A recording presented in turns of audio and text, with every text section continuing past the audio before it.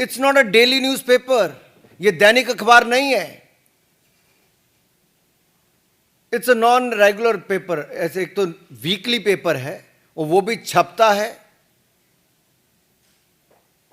क्या छपता है? यहां पर इतने सारे पत्रकार, आप में से कोई नेशनल हेराल्ड से है क्या? कोई नेशनल हेराल्ड पढ़ता है क्या? अखबार वैसे तो कागज पे छपता है, लेकिन कुछ कागजी अखबार होते हैं जो छपते भी नहीं, बिकते भी नहीं, बंटते भी नहीं, दिखते भी नहीं और पढ़े भी नहीं जाते। ये उनमें से एक है। और जो कांग्रेस के राज्यों के मुख्यमंत्री इसके लिए चंदा देते हैं, चंदा मीन्स विज्ञापन देते हैं, चंदा नहीं विज्ञापन, वो विज्ञापन किस आधार पर देते हैं?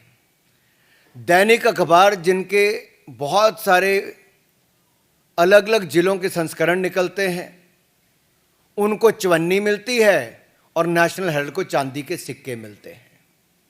और मेरे अपने राज्य हिमाचल प्रदेश में बड़े बड़े दैनिक समाचार पत्रों को जो नहीं मिलता, यानी कि उनको चवन्नी मिलती है और नेशनल हेराल्ड को चांदी के सिक्के मिलते हैं। और वहीं पर प्रदेश के मुख्यमंत्री जिन्होंने बड़े बड़े वायदे किए थे, या कांग्रेस पार्टी ने, वो 10 गारंटियां आज तक पूरी नहीं हुई। ना महिलाओं को पैसे मिले, ना डीए की किश्त मिली, ना बाकियों को गोबर खरीदा गया, ना दूध खरीदा गया, जो दाम देने थे वो भी नहीं दिए। उसके लिए पैसा नहीं है, लेकिन नेशनल हेराल्ड को विज्ञापन देने के लिए पैसा है। तीसरा,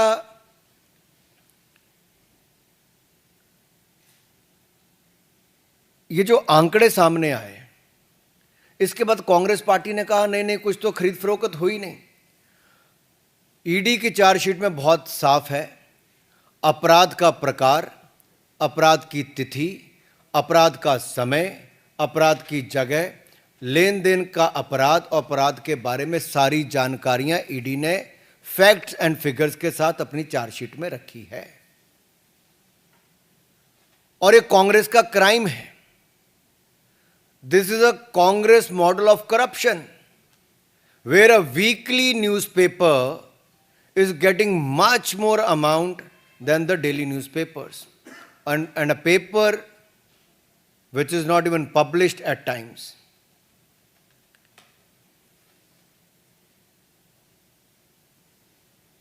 ये एटीएम बनकर रह गया कांग्रेस पार्टी के लिए।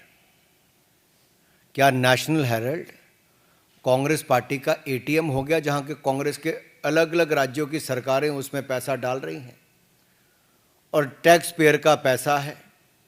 राज्य की सरकारें किस आधार पर विज्ञापन उनको दे रहे हैं? एक तो वो भी सवाल आता है। दूसरा, जो संपत्ति इनकी थी वो सब्सिडाइज रेट पे मिली थी। मुंबई की हो, दिल्ली की बहादुर शाह जफर मार्ग की हो, लखनऊ की हो, इन सारी और देश भर के अन्य संस्थानों में, अन्य जगह पर जो भी इनको प्रॉपर्टीज दी गई, वो करोड़ों अरबों रुपए की प्रॉपर्टीज हैं। वो अखबार चलाने के लिए दी गई थी, सब्सिडाइज रेट पे दी गई थी। क्या उनसे किराया लेने का काम किया जा रहा है? कि वो किराया भी फर्जी उतना ही है जितना फर्जी न्यूज़पेपर छापने के आंकड़े हैं? वायदे भी फर्जी, इनके नेतृत्व भी वैसा, आंकड़े भी फर्जी, और अब क्या किराया भी फर्जी है? क्या ये कांग्रेस के लिए मुद्रा मोचन स्कीम बन गई है?